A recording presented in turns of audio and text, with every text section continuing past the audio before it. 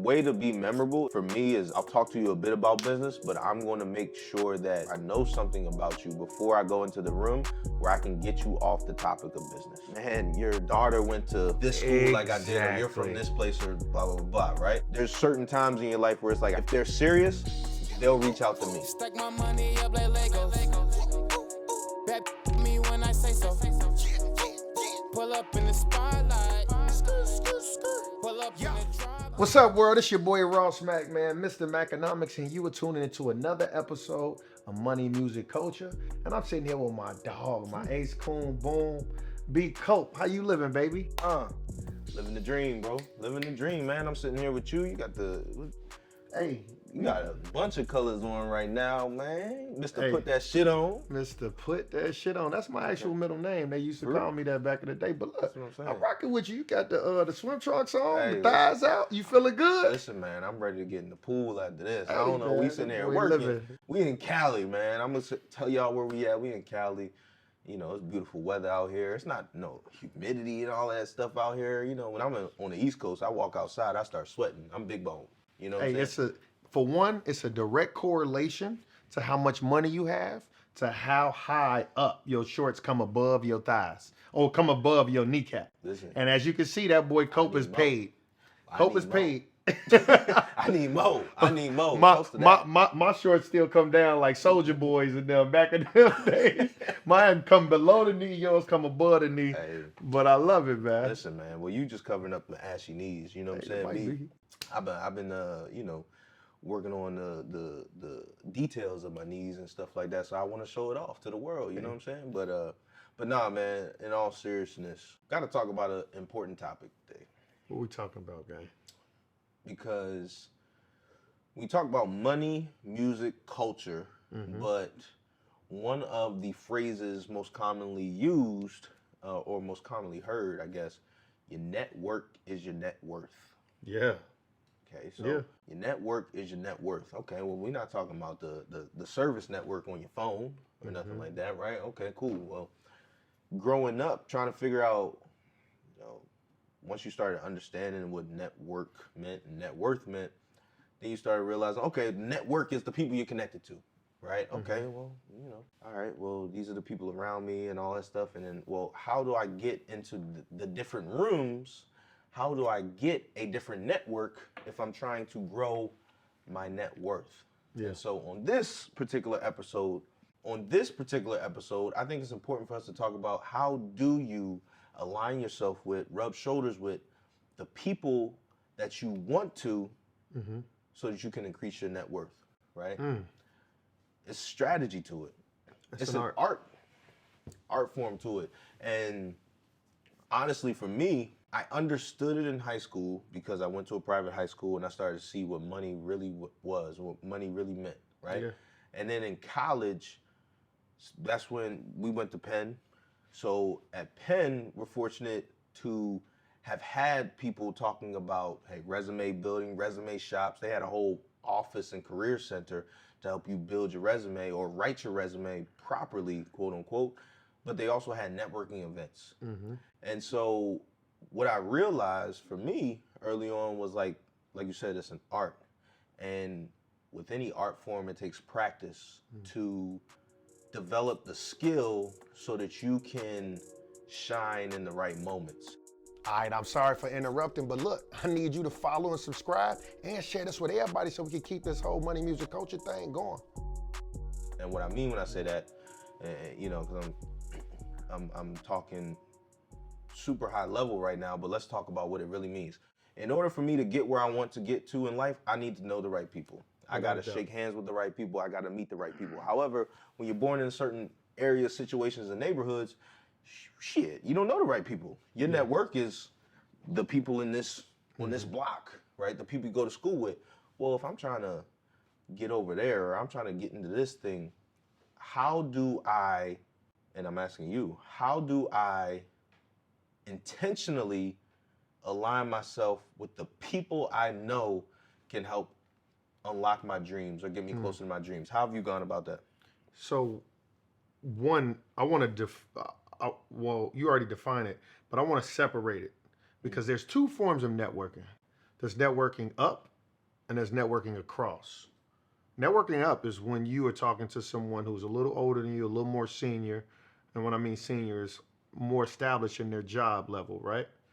That's the person that could potentially get you an internship, could potentially give you some guidance on, where you should be going. They could also open some doors for you. Mm-hmm. Then when you're networking across, you are talking to people, your peers, right? People that are your equals, people that are pretty much your same age, may or may not be doing different stuff, but by knowing people that, have similar interest in you, that's like planting a seed that will eventually sprout. And so when you network across, you're in a position to find people that are still young and hungry like you, but in 5 years from now, 10 years from now, them the ones that are decision makers. Them the ones that can pick up the phone. And I was telling my homie this, right? Like when you in your 30s, well, when you 22, all you trying to do is network up. 22, oh man, I was a kid working on Wall Street, right? So at 22, 23 years old, it just felt like a very repetitive process. Oh, we go get some drinks. It's a networking opportunity, right? Everybody got name tags. Oh, what do you do? Oh, yeah. That's the business card. Real quick elevator pitch. You know what I mean? Oh, I'm from here and this is what I'm interested in. Cool. Take my car, send me an email. Boom, boom, boom, boom, boom, boom. And you sit and you say, okay, one, right? Let's talk to somebody that's watching this who, one, may not be in that room that I was in, right? I'm in Morgan Stanley room. I'm networking with other financial professionals. To your real question is, how do you network, right? And so I want to let it be known, you can network across and you can network up. Networking across is interesting and it's important because you're planting a seed that will eventually sprout, right? So you find people that are movers and shakers in your field, not in your field, but in your kind of peer group, right? So this person might be in fashion and design. This person might be in tech. This person might be in finance. This person might be in engineering, and the list goes on. But they're young, they're hungry. But you continue to meet these people and cultivate a relationship that somewhere down the line, guess what? 5 years, 7 years down the line, they're a real decision maker. 10 years down the line, shit, they could get one of your homies a job, if not you a job, right? And that's something that we are in that phase of our life where early 30s are decision makers. They can move the fucking needle. They can pick up the phone and do something, right? But if you're a young cat, 22, 23, 25, etc., right? How do you network? One, I'm always say definitely network across because that is something that's not nearly as sexy. People think like, nah, I want to meet the big boss, right? Oh, you're a CEO of this. Oh, how can I meet you? How can I be an intern, right? Like, sure, sometimes that might work, but it's very important to network across. Yeah. Well, I think that's huge. It's like, I want to be there, so I'm going to network with the person that's there, but you're not thinking about, well, who's going to be the person that could be there or will be there? Or the person that's already up under him. How can I learn from the junior of that person? Right. Yeah. His young bull. Exactly, and I think that's major what you said, because when you think about it, a lot of folks, so for me, growing up, the standard in my household was go to college, right? Yep. And when you look at college, it's really just a opportunity to network. When you look at grad school and business school, it's really just, you hear a lot of business partners and a lot of founders and all those things. Well, I started this company with this guy I went to grad school with, my business partner, blah, blah, blah, right? Like, by grad school time, I think people really are honing in on like, I am here to network and build my network and find people who can increase my net worth over time through the business relationships we're able to form. So I want to make sure that, as you mentioned, right, like it's something that we all hear growing up, but it's an art, it's a skill, and so let's kind of dive into the art form and the skill. So for me in college, whenever there was a big networking event that I really cared about, like this is a job or internship that I really want to go to. I always understood like football, right? Like I didn't just go into the game and like just throw the pads on and start playing. Like I practiced the whole week to get up to that point. And so for me, I would go to a random networking event of a company that I didn't really give a shit about, so that I could practice these awkward conversations. I could practice, okay, like, well, that's the person that I need to talk to. So, okay, how am I gonna spark this conversation? I probably, to be quite honest with you, probably the first time I was in one of them rooms, I probably did well, maybe I should try to awkwardly bump into him and then do some shit like that, some stupid shit, But like, how do you spark these conversations and how do you become memorable, right? Like, how are you not just one of the many, and at that time I ain't had no business cards, but how are you not just one of the many people who are taking a business card and sending an email where they're like, oh, fuck, who the fuck is Brandon Copeland? Like, I don't know, right? So how do you become memorable in those rooms? Bro, so I'm going to be honest. I think where I am in my career, I am a byproduct of great networking, of utilizing my network, of leaning onto my contacts. Because you ain't got no talent. You know what I'm saying? Like, I'm gonna call a spade a spade. You ain't got you my dog, brother. But no, so here's the thing, and here's the game, right? Once again, networking up, networking across. Networking up, you got to master your story. You got to be able to convey an elevator pitch. You got to be able to convey, what you're passionate about and why this person should be willing to give you a chance. Put you on the spot. Introduce yourself to me. When you say master your story, you in a networking event right now. You networking up. I'm the big boss. Okay. Boss. There's a young kid at home right now saying, okay, master your story. Show me what you talking about. Yeah. Go. And I'm gonna fire your ass if you don't. Well, I ain't fire, but you know what I'm saying? You ain't get my business card if that shit's weak. Okay. Hey, how you doing, Brandon? What's up? How you doing, man? I'm phenomenal, man. Listen, I just want to tell you a little bit about myself. I'm very passionate about, trying to find ways to bring financial literacy to my community, right? I formerly used to work on Wall Street, and now what I'm passionate about is bringing Wall Street to Main Street, because I feel as though financial literacy is a tool to really bring awareness and build some level of equality in my community. So if at any point in time you have anything in that realm, I would love to connect and find a way to hopefully work with you. Wow. What's your name again? Ross Mack, yeah. Pleasure to meet you, Ross. Pleasure. Awesome, man. Boom. Real live example. Adding to that, not what you did. One of the things that, like he just talked about, mastering your story and elevator pitch. One of the things that I found, like, you got to keep it concise. And for me, there's a bunch of different things that I've been doing. And so sometimes you got to go in and narrow the focus, right? Like, you can talk about real estate, you can talk about venture, you can talk about this. Well, what does this person care about, right? And so depending on who I'm talking to, I got to make sure that I'm narrowing the focus to get to something that they care about. I love that. So I think the art of it, right? One, I would do it over as I heard myself saying it, right? I would aim to see what I want to get out. But at the end of the day, you want to have some emotional string you're pulling on that makes that person say, yo, he has a great, compelling story. Something about this kid I like, right? Like, once again, I'm a 25-year-old kid, a 23-year-old kid talking to a big dog, right? So what is it that I'm trying to do, right? Like an elevator pitch, like if you tell me insert a business, right, I'm going to have a completely different thing, right? It always depends on what you're pitching, right? If I, have a startup, right, my pitch is something completely different, but I think you want to be very concise and, try to find that element, right, that emotional component that you could tug at. And one of those things like, okay, what's my name? What is the problem I'm trying to solve, right? Why am I so passionate about something? So no matter what it is, right, I'm trying to make that person say, yo, this kid is dope. I want to fucking get this kid a chance, right? No matter what it was, all of my job interviews or better yet, internship interviews, right? That's really networking, right? Yeah. I crushed those, right? My shit was, hey, I'm just a humble kid from the south side of Chicago, found out the power of a dollar early on, and ever since then, you're right, I've been always having entrepreneurial realms. I always wanted to find ways to, get into the finance space, et cetera, right? My story, I'm from the south side of Chicago, right? If I'm talking to a white person, they're like, oh, wow, that sounds intriguing, right? Oh, you really made it, right? Boom, boom, boom, boom, right? No matter what it is. But then again, right, that's networking up. And I want to always talk about, so networking up is you pulling on the emotional string. Networking across is there some mutual benefit? Yeah. Right? This is what I'm doing. What are you doing? Right? Because now you're asking, I see how you can help me. How can I help you? Now it's some mutual love. It's some benefit.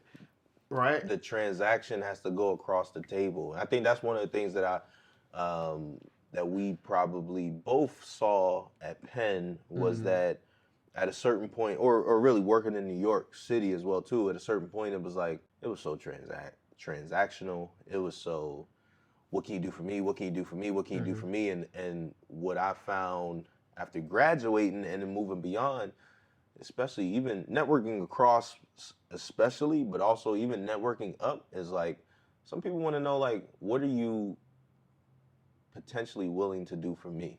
That sounds kind of weird. That sounds really weird, right? But Real like, Harvey Weinstein-esque. yeah, that sounded really kind of weird. That Cope, sounded get kind off of weird. your Harvey vibes. But you know what I mean, right? Like, it's more we of don't. a, We on the couch. You got your arm up. You sounded like Harvey Weinstein. Stop, bro. It's more about, like, so many people come to me at this point. They call it the casting couch. Oh, yeah.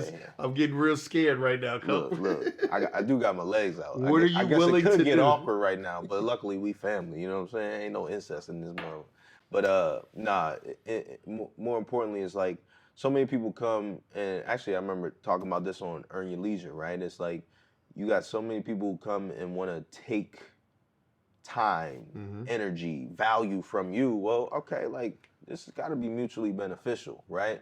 There's only a certain amount of relationships that can be drawing on your energy without giving anything in return. And that's personal relationships. That's business relationships. And so that's one of the pieces of advice I would say to a lot of young people, especially when you're trying to get into those rooms or meet those people or even network across with people who you kind of like, there's no reason for them to network with me. I got to add value. Yeah. I got to find a way to add value, right? And that's how I got to get creative, and I got to be memorable. And it's tough, and it's an art. But like most things in this world, most things in this life, it comes through practice. So for me, I have put a lot of time, effort, and energy into practice. I put a lot of time, effort, and energy into watching how other people work the room. When I became... just be honest, you watch me.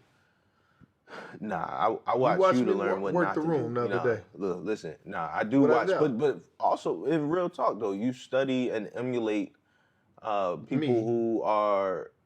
people you look up to. People you look up to, man. People you look up to, Bite your tongue and say it. Listen, one of the best pieces of advice your boy got, you know what I'm saying, is when I became captain of the team at Penn senior year, and just for y'all who are potentially at home hating on Penn, we were the Alabama of the Ivy League. Just so we all on the same place. Bro. That's what I'm saying. 3 championships in 4 years, people. That's all I'm saying, man. Like, read the rings. I got them all, right? If you want to see them, I got them. That might be the thumbnail for this episode. You know what I'm saying?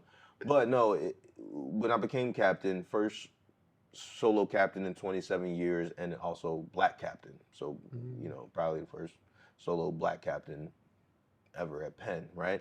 And so somebody told me, why is it solo? Why wasn't it another one? Or nobody was dope? It was just you? No, the or you team, were so exceptional. What the coach said, you gonna make me blush out here, man. What the coach said, his words were, the voting difference was so far in between that it was like, we were going to they typically have 4 to 5, but because it was so far in between, we think he can handle it. We're going to put it on his shoulders, which, you know, as a senior in college. Say typically 4 to 5 captains? Yeah, it's typically 4 to 5. We got a team of 110 players, so. So the year before your senior year, it was 4 captains? It was 4 captains. And your senior year, you were the only captain? The only captain. That's dope. Yeah, appreciate you, brother. Good to know you paid everybody. Okay. Hey, you got to do what you got to do, man. You know what I'm saying? But a parent on the team, a teammate's parent told me, hey, listen, I know you're about to get interviewed more in your life than you ever have before. You should start looking at other people's interviews. Oh, yeah. And you should start studying how they deal with uncomfortable questions, tough questions, how they work the room, et.cetera. And so he had told me, it's great advice. Yeah, great advice. One of the best pieces of advice I've ever got. Mr. Sostak, appreciate you, man. He had told me, you know, watch the Peyton Manning's, Tom Brady's, all that stuff. I'm like, that's not necessarily the interview style I'm looking for, right? So I started watching Kevin Hart, Jamie Foxx, Jay-Z, and just figuring out like how they came into a room and just made it theirs, right? And that is what took my interview game, like when I was being interviewed, not even just media, but also like job interviews, it took it to a totally different level, bro. And I literally mean that. So again, practice, putting in the work. And I think that certain skills we don't necessarily understand, that there's a practice and a work that goes behind it to being able to own a room and figure out what works for you and what doesn't, and how you make other people feel comfortable, right? And so, not getting too far away from the subject at all here, right? What would you say is your most important thing you do? And I know you're probably, we entrepreneurs now, you're far away from the interview process, right? But what is the most important thing you do prior to going into an interview or a networking event? I'm at a different place in my life where everything comes natural. However, I wouldn't have gotten there if it wasn't for the practicing, if it wasn't for the studying, the people who could speak more, eloquent than the average person, right? And so I had that same advice when I was like 18, really? Interviewing. Wow. He was like, "Yo, when it comes to public speaking, you need to watch and study the people that you think are great public speakers." He was like, "Is it Barack? Is it Farrakhan? It don't matter, right? Just study people who are great speakers, right?" And so for me, right, if I'm going into a networking session or interview or anything, right, I think at the end of the day is learn your story, master it, right? At the end of the day, you better than you, right? But now you got to find what's the best way to tell what you do, because you and I are both serial entrepreneurs. Now, if anybody asks you, what does Cope do? You say, yeah, I'm in the NFL, and there's a comma, like there's so many other things, right? If I ask what I do, so many other things. And so you got to find the best way to, one, master your story and then tailor it to the person you're talking to. Yeah. So if you talking to a person that is in academia, Coach probably is going to say, "Oh yeah, I play in the NFL, but in my off season, I'm also a professor. Oh, and I teach this type of class." Like you might hone in on that, right? If I talk to somebody who's an investor in the stock market, I'm gonna say, "Yeah, I got this show on Revolt, but I also have an investing club, right?" And I did it. So like you got to know how to pivot and tailor your story to who your audience is, and the same way, right? Know your audience, right? Whether it's social media or know your audience on who you speaking with. And so it's all about knowing how to, pivot and read the room and know, okay, what is this person more interested in? Yeah, I love that. It's a phase of mine, not even phase, it's like, I remember going into rooms and it's like you said, practicing that pitch.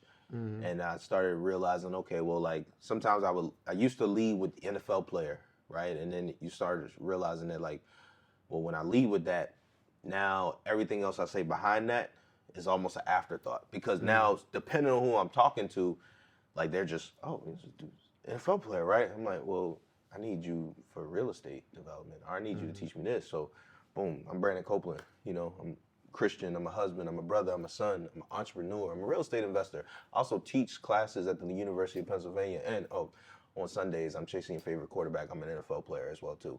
So I would love to talk to you about, boom, you know what I'm saying? But now, oh, shit, this dude an NFL player, too, right? So, like, I think as you practice, right, you start to practice and take notes on the reactions that you get. People are going to react differently, right? It's not to say, like, you do your pitch on one person, and then if they have a different reaction, you just throw it away. It's like everybody's gonna, you hone it and you figure out, well, what is my hook to make sure that now when I walk away from you, I'm memorable, right? Yeah. Because when I send you that email, I want to make sure you answer. So now here's the big thing, right? Let's pivot away from the actual networking session. Let's talk about the follow-up. You just said when I send you that email, what now is like, it's like get the girl's number. How do I convert? Is it a date? You know what I mean? What's the Cope didn't date much, so we listen, you talking my language. No, I'm joking. Now listen, so you network. What's the next step? Yeah. How you move to second base? Yeah, so the follow-up, everything is everything is about the follow up, right? It's about the follow through. In basketball, and the free throw line, it's about the follow through, right? Like you wouldn't know nothing about that, but that shit missed. That's just all neck. That You shit see what I'm saying? missed. That's it. Gooseneck is what we called it in Baltimore. You already know. The art of the follow up is so important and so strategic. It's like, okay, you got the hook, right? So it depends two ways, right? One of the things. And shoot, let's talk real. We got the wine out here. You got the Casamigos. Toast, my brother. First of all, we in Cali. You got on the pastels or whatever you call it. You know what I'm saying? You artsy and shit. All right, we're going to talk real. So, before Cope was married, you know, back when I was in the streets and stuff, you know, one of the things I started realizing was, listen, you know, with women, the young women that, you know, the women that I was courting when I was a young Padawan out there, young whippersnapper, you know, I used to take the numbers.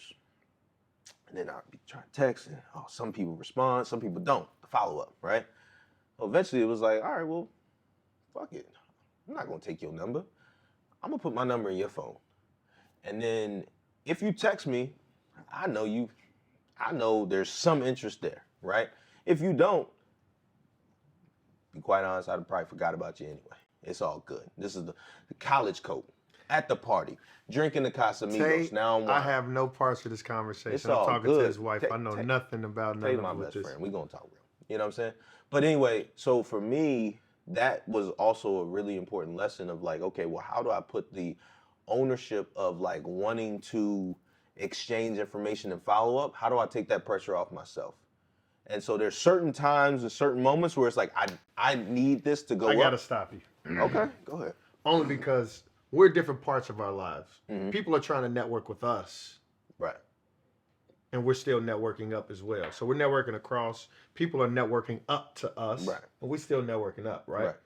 But this number situation is It's only totally networking different. across. Right? Totally different. I'm saying... Could be up, but I know you had a cougar too. Yeah, it could be up. Hey, yeah. Not just you know, it could be, you know, yeah, out your Or league. just a chick better than you. Well, out of your league, technically. Out of your league, right? Yeah, I've but never no, come across I know what those. I know what you're saying, I've right? been out of every chick's league. No, I'm joking. But I know what you're saying.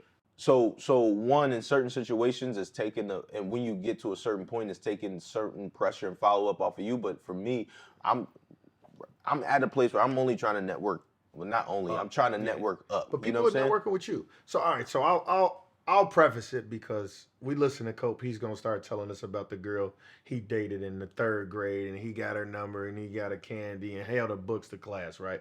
What I'm saying is, you leave an event, a conference, right? I met some amazing people that, you know, 100 millionaires twice over, 3 times over, right? Hundreds of millions, right? So now what is my follow-up, right? The follow-up is, right, what did you guys talk about, right? Did I leave it on a notch where it was, yo, man, let's connect. I want to do something with you, right? That's what you have when you get a little older and the person can see true value in you as opposed to you being almost like a charity case, right? When you're networking up, you're 22, you technically add no value to a person, but what they do is see hunger. I like this person, I'll mentee him. I'll be his mentor. Yep. Right? But when we're talking about right now, we at a level where it's like, yo, we can make money together. That's a different level of follow-up. And so that conversation is, hey, man, just following up on our conversation, whether it's a text, you know, email, right? I meet CEOs now. How can we work together? Right. We meet hundreds of millionaires, right? Billionaires. And so now the follow-up different. Yeah. You know what I'm saying? I'm not trying to hear this, you give a girl your number and hope she texts you shit. Let's talk real. But listen. You ain't let me finish. So for me, what has worked for me, and I'm in a different situation with football, I get that, right? But even in college, the way to be memorable for me is I'm not going to talk to you. I'll talk to you a bit about business, but I'm going to make sure that I learn something about you or I know something about you before I go into the room where I can get you off the topic of business. So now when I follow up in an email, I'm going to mention business and follow up, but I'm also going to mention how, man, your daughter went to this school like I did, or you're from this place, or blah, blah, blah, blah, right? Perfect. So again, there's certain in my mind, there's certain networking tactics that you use where it's like, okay, hey, if this person is not necessarily a person that I am see right now that I need to get to that next level, it's not even a transactional thing. It's just like there's certain times in your life where it's like it's an influx of people. If they're serious, they'll reach out to me. That's real. You see what I'm saying? That's the woman analogy. But not when you're networking right? up, though. But when you're networking up, most of the time, more times than not, it is when I'm sending that follow-up email or text, it's, hey, such and such, great to meet you, love talking about blank, because we were probably the only person in the room to talk about, your daughter or son's experience at college or your experience at this place, right? And then adding on my last layer of my last sentence or two about the business and what I really want to get to from a business relationship standpoint. And then I send that email off. So for me, the hook is an emotional hook. See, I don't need no hook on this beat. Hey. All I need is a track in the background. Listen. Hey, Murphy Lee was under. But so wait, one thing I want to say and actually connect on that, which is amazing, because we come up in an era where people's passing out business cards. Right? It's very rare. You got a business card? Like, nah, I got a QR code, scan my stuff now. That's all my stuff.